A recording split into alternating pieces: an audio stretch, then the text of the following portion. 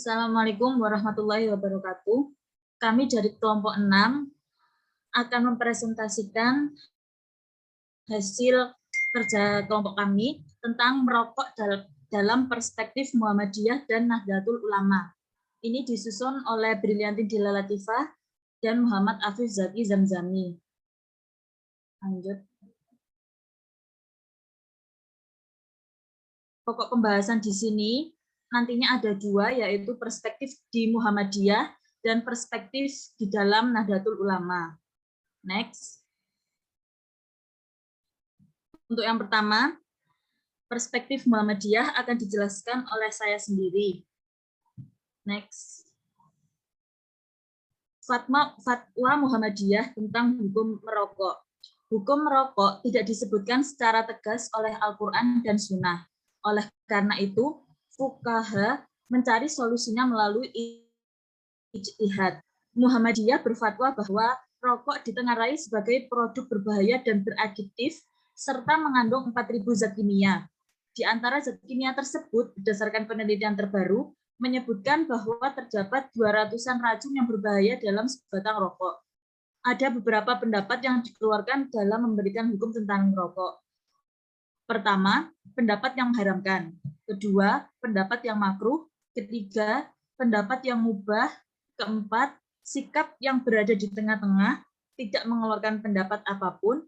Dan yang kelima, pendapat rokok bisa terkena masing-masing hukum tersebut. Yang dimaksud adalah bisa haram, makruh, dan mubah, sesuai dengan situasi dan kondisi. Pendapat yang dikeluarkan oleh Muhammadiyah yang mengatakan bahwa memang meskipun rokok hukumnya tidak dijelaskan secara rinci dalam Al-Quran atau hadis, jika melihat dari berbagai aspek yang ada di dalamnya, serta berbagai pertimbangan, maka rokok itu hukumnya haram. Sebab dibandingkan dengan manfaatnya, rokok lebih banyak mudarat yang didatangkan dalam kehidupan. Next. Lebih jelasnya lagi, dalam Majelis Tarjih Muhammadiyah mengemukakan dua dalil utama dalam pengharaman rokok, yaitu Al-Muqaddimat An-Naqliyah atau penegasan premis-premis syariah yang terdiri dari beberapa alasan. Yang pertama, Al-Muqaddimat An-Naqliyah, penegasan premis-premis syariah, itu yang A, agama Islam menghalalkan segala yang baik dan mengharamkan khaba'ith, segala yang buruk. Sebagaimana ditegaskan dalam Al-Quran, artinya, dan menghalalkan bagi mereka segala yang baik dan mengharamkan bagi mereka segala yang buruk. Terdapat di surat Al-A'raf ayat 157. Yang B, agama Islam melarang menjatuhkan diri ke dalam kebinasaan dan perbuatan bunuh diri sebagaimana dinyatakan dalam Al-Quran, yang artinya, dan janganlah kamu menjatuhkan dirimu sendiri ke dalam kebinasaan, dan berbuat baiklah, karena sesungguhnya Allah menyukai orang-orang yang berbuat baik. Surat Al-Baqarah ayat 195. Next. Larangan perbuatan mubazir dalam Al-Quran. Artinya, dan berikanlah kepada keluarga-keluarga yang dekat akan haknya, kepada orang miskin dan orang yang dalam perjalanan, dan janganlah kamu menghambur-hamburkan hartamu secara boros. Sesungguhnya, pemboros-pemboros itu adalah saudara-saudara syaitan, dan syaitan itu adalah sangat ingkar kepada Tuhannya. Surat Al-Isra ayat 26-27. Yang keempat, larangan menimbulkan mudarat atau bahaya pada diri sendiri dan riwayat Ibnu Majah, Ahmad, dan Malik, yang artinya tidak ada bahaya terhadap diri sendiri dan terhadap orang lain. Hadis riwayat Ibnu Majah, Ahmad, dan Malik. Yang kelima, larangan perbuatan memabukkan dan melemahkan sebagaimana disebutkan dalam hadis. Artinya, dari Ibnu Umar ia berkata, Rasulullah Shallallahu Alaihi Wasallam bersabda, setiap sesuatu yang memabukkan adalah khamar, dan setiap yang memabukkan itu adalah haram. Barang siapa meninggal dalam keadaan minum khamar dan menyukainya, maka ia tidak akan menemuinya pada hari kiamat. Hadis riwayat Ahmad dan Abu Dawud. Next.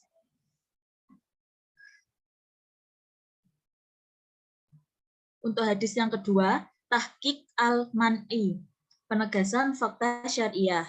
Alasannya yang pertama, penggunaan untuk konsumsi dalam bentuk rokok merupakan 98% dari pemanfaatan produk tembakau dan hanya 2% untuk penggunaan lainnya.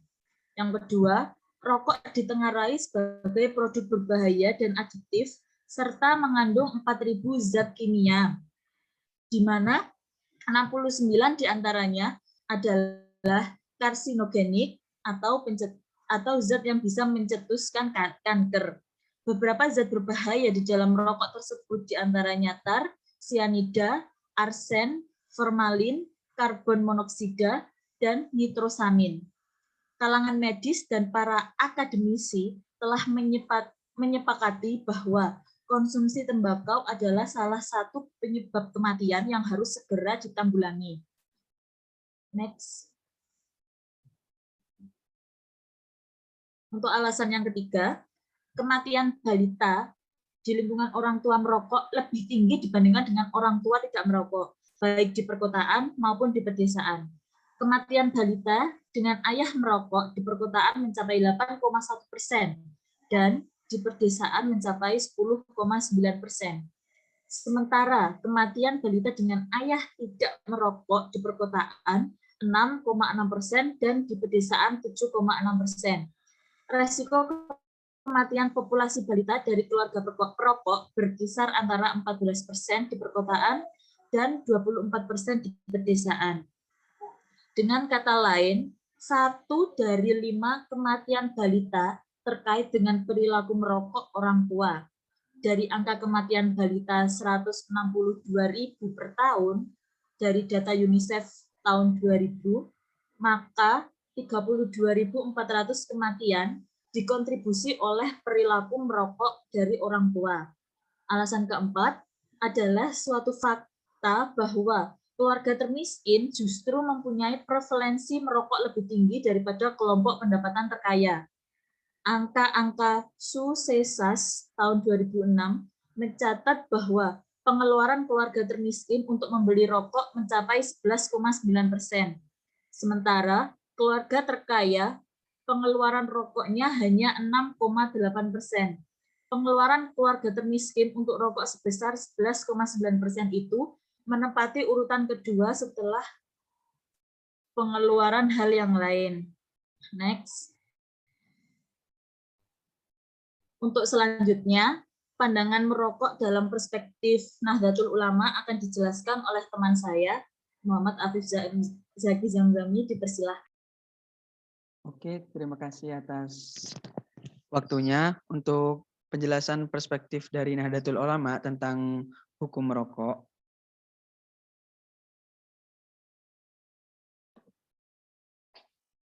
Nah, sebelumnya di sini dari Nahdlatul Ulama itu ada 3 metode dalam menetapkan hukum dari Basu Masail. Nah, kenapa Nahdlatul Ulama itu menggunakan Basu Masail? Nah, karena jika di kalangan masyarakat tersebut masih tidak ada hukum yang pasti dari Al-Quran, hadis, dan As-Sunnah, nah maka dari itu dari ulama Nahdlatul Ulama ini mengadakan Basu Masail. Nah, diantaranya itu terdapat 3 metode dalam menetapkan hukum Basul Masail. Yang pertama itu ada qaul atau wajhi, terus yang kedua itu ilhaqi, yang ketiga itu manhaji. Nah, metode qauli itu yaitu metode suatu cara istinbat hukum yang digunakan oleh ulama NU dalam kerja Basul Masail dengan mempelajari masalah yang dihadapi kemudian mencari jawabannya pada kitab-kitab fikih dari mazhab 4 dengan mengacu dan merujuk secara langsung pada bunyi teksnya. Nah, prosedur pemilihan qaul atau wajhi adalah ketika dalam satu masalah dijumpai beberapa qaul atau wajhi dilakukan dengan memilih salah satu pendapat. Yang kedua yaitu metode ilhaqi. Metode ilhaqi itu apabila metode qauli tidak dapat dilaksanakan karena tidak ditemukan jawaban tekstual dari kitab Mu'tabar, maka yang dilakukan adalah apa yang disebut dengan ilhaq al-masail binazariha, yakni menyamakan hukum suatu kasus atau masalah yang belum dijawab oleh kitab atau belum ada ketetapan hukumnya, atau menyamakan dengan pendapat yang sudah jadi. Terus metode yang terakhir yaitu metode manhaji. Metode manhaji adalah suatu cara menyelesaikan masalah keagamaan yang ditempuh dalam bahsul masail dengan mengikuti jalan pikiran dan kaidah-kaidah penetapan hukum yang telah disusun imam mazhab. Seperti itu. Itu untuk metode 3 metode bahsul masail. Nah, untuk fatwa Nahdlatul Ulama tentang hukum rokok, dalam menentukan suatu hukum, NU mengambil landasan Al-Quran, Sunnah, Ijma', dan juga pada kitab-kitab ulama salaf. Begitu juga dalam penentuan hukum rokok. NU juga menggunakan kitab-kitab fikih yang dapat dikiaskan dengan hukum rokok itu sendiri. Karena rokok tersebut merupakan suatu masalah yang dinilai baru dalam dunia Islam. Berkaitan dengan hukum rokok, NU tidak mengeluarkan edaran secara resmi seperti Muhammadiyah. Jika suatu yang telah memiliki hukum, maka jangan sampai diotak-atik lagi hukumnya, karena merupakan suatu hal yang sudah pasti. Akan tetapi, jika rokok merupakan suatu hal yang belum memiliki hukum, maka diijtihadkan hukumnya sesuai dengan ketentuan ijtihad yang ada. Landasan atas makruhnya merokok didasarkan pada kaidah fikih yang berbunyi segala sesuatu pada asalnya adalah mubah. Ditambah juga dengan qaul Abdurrahman ibnu Muhammad ibnu Husain ibnu Umar Ba'alawi yang tertera di dalam Bughyatul Mutarsyidin. Yang artinya, tidak ada hadis mengenai tembakau dan tidak ada asar atau ucapan dan tindakan dari seorang pun di antara para sahabat Nabi Shallallahu Alaihi Wasallam. Jelasnya, jika terdapat unsur-unsur yang membawa mudarat bagi seorang pada akal atau badannya, maka hukumnya adalah haram sebagaimana madu itu haram bagi orang yang sedang sakit demam dan lumpur itu haram bila membawa mudarat bagi seseorang. Namun, kadangkala terdapat unsur-unsur yang mubah tetapi berubah menjadi sunnah.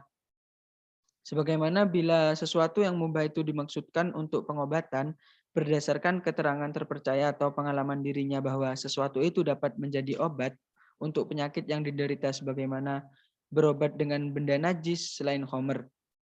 Sekiranya terbebas dari unsur-unsur haram dan mubah, maka hukumnya makruh karena bila terdapat unsur-unsur yang bertolak belakang dengan unsur-unsur haram, itu dapat difahami makruh hukumnya. Nah, demikian pula apa yang telah dijelaskan oleh Profesor Dr. Wahbah Az-Zuhaili di dalam Al-Fiqhi Al-Islami wa Adillatuh dengan sepotong teks sebagai berikut. Masalah kopi dan rokok, penyusun kitab Al-Ubab dari mazhab As-Syafi'i ditanya mengenai kopi. Lalu ia menjawab, kopi itu sarana hukum. Setiap sarana itu sesuai dengan tujuannya. Jika sarana itu dimaksudkan untuk ibadah, maka menjadi ibadah. Untuk yang mubah, maka menjadi mubah. Untuk yang makruh, maka menjadi makruh. Atau haram, menjadi haram. Hal ini dikuatkan oleh sebagian ulama dari mazhab Hambali terkait penetapan tingkatan hukum ini. Syekh Mar'i Ibnu Yusuf dari mazhab Hambali, penyusun kitab Goyah Al-Muntaha mengatakan, jawaban tersebut mengarah pada rokok dan kopi itu hukumnya mubah. Tetapi bagi orang yang santun lebih utama meninggalkan keduanya. Dengan demikian, ada sebagian besar ulama berpandangan bahwa merokok itu mubah atau makruh. Mereka lebih bertendensi pada bukti bahwa merokok tidak membawa mudarat atau membawa mudarat tetapi relatif kecil. Barangkali dalam gambaran kita sekarang, bahwa kemudaratan merokok dapat pula dinyatakan tidak lebih besar dari kemudaratan durian yang jelas berkadar kolesterol tinggi. Betapa tidak, 10 tahun lebih seseorang merokok dalam setiap hari merokok belum tentu menderita penyakit akibat merokok. Sedangkan selama 3 bulan saja seseorang dalam setiap hari makan durian, kemungkinan besar dia akan terjangkit penyakit berat. Oke, untuk kesimpulan dari perspektif Muhammadiyah dan NU, yaitu secara garis besar fatwa Muhammadiyah berangkat dari asumsi bahwa kemudaratan yang ditimbulkan rokok lebih besar daripada kemanfaatannya. Sementara yang melatar belakangi NU memberikan hukum rokok makruh adalah tidak adanya satu dalil atau nas maupun hadis yang secara langsung melarang dan mengharamkan rokok. dan tidak ada ilat yang jelas dan kuat, sehingga NU memberikan hukum makruh. NU dan Muhammadiyah sepakat dalam tataran takhrijul manat, yakni bahwa setiap yang membahayakan haram dikonsumsi. Namun, keduanya berbeda dalam tataran tahqiqul manat. Menurut Muhammadiyah, rokok membahayakan, sementara menurut NU, rokok mempunyai potensi untuk membahayakan.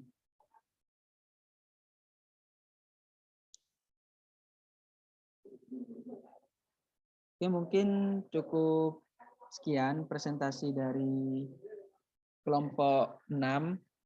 Apabila ada tutur kata yang kurang berkenan, kami mohon maaf karena di sini kami juga masih belajar. Kurang lebihnya mohon maaf. Wallahul muwaffiq ila aqwamit thoriq. Wassalamualaikum warahmatullahi wabarakatuh.